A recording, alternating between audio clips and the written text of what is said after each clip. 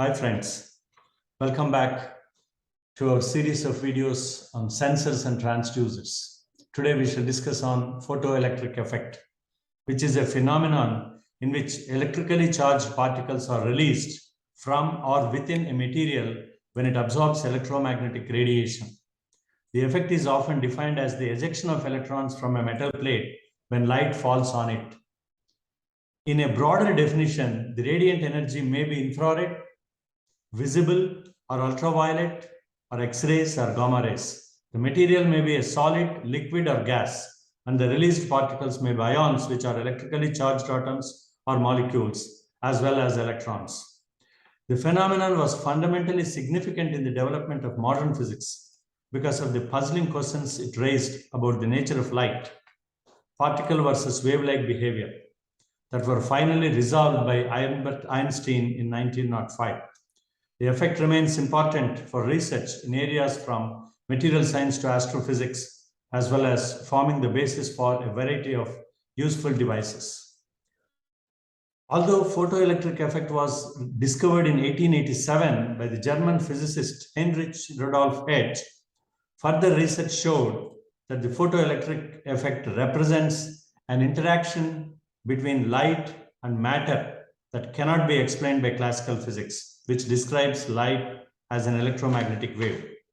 Consideration of these unexpected behaviors led Albert Einstein to formulate in 1905 a new corpuscular theory of light in which each particle of light or photon contains a fixed amount of energy or quantum that depends on the light's frequency. As known, the photoelectric effect cannot be explained by considering light as a wave. However, this phenomenon can be explained by the particle nature of light, in which light can be visualized as a stream of particles of electromagnetic energy. These particles of light are called photons. The energy held by a photon is related to the frequency of the light via Planck's equation, E is equal to h nu, hc by lambda, where h denotes the energy of the photon, h is the Planck's constant, universal constant. It is normally called as 6.626 into 10 power minus 34 joules second. Nu denotes the frequency of light, c is the speed of light in vacuum, and lambda is the wavelength of the light. Thus, it can be understood that different frequencies of light carry photons of varying energies. For example, the frequency of the blue light is greater than that of the red light. The wavelength of blue light is much stronger than the wavelength of the red light. Therefore, the energy held by a photon of blue light will be greater than the energy held by a photon of red light. That's exactly what we see with the Planck's equation, E is equal to h nu. Then if you see the definition of photoelectric effect, the phenomenon of metals releasing electrons when they are exposed to the light of the appropriate frequency is called the photoelectric effect. And the electrons emitting during the process are called photoelectrons. Now, the law of conservation of energy forms the basis for the photoelectric effect on the broader spectrum.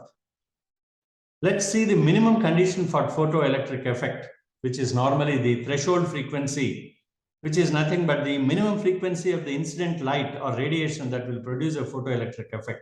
That is nothing but ejection of photoelectrons from a metal surface, which is known as threshold frequency for the metal. It is constant for a specific metal, but may be different for different metals. Next one is the threshold wavelength.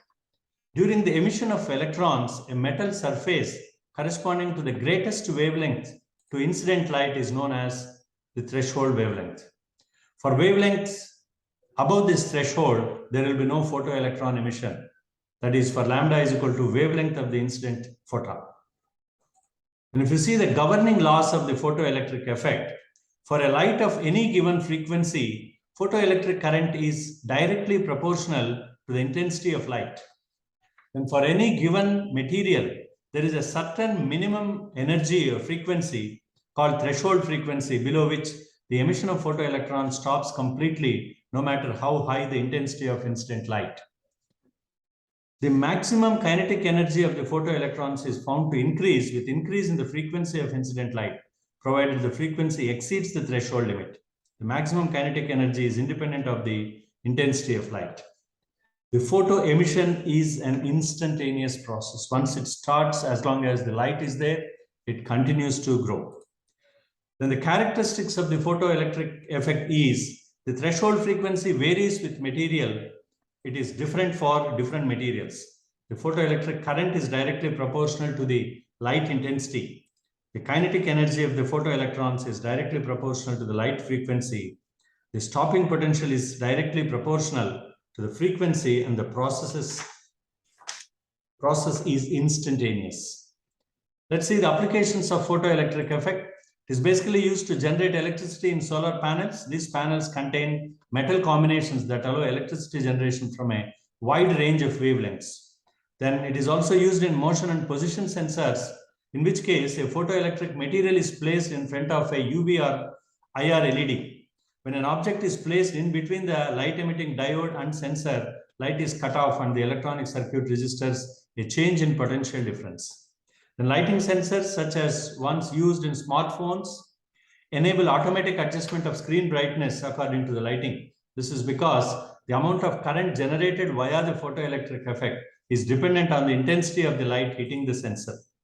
Then on digital cameras, which can detect and record light because they have photoelectric sensors that respond to different colors of light. And the most commonly, it is used in X-ray photoelectron spectroscopy, most commonly used as XPS, in which the technique it uses X-rays to irradiate a surface and measure the kinetic energies of the emitted electrons.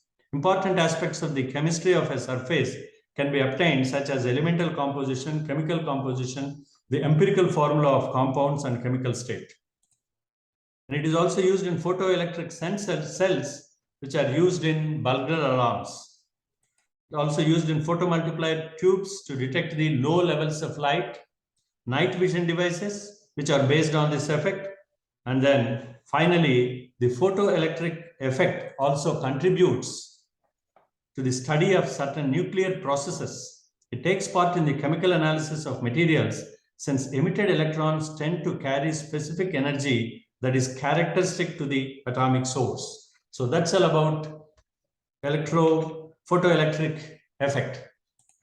And thank you for your time, and let's meet in some other video. Thank you very much.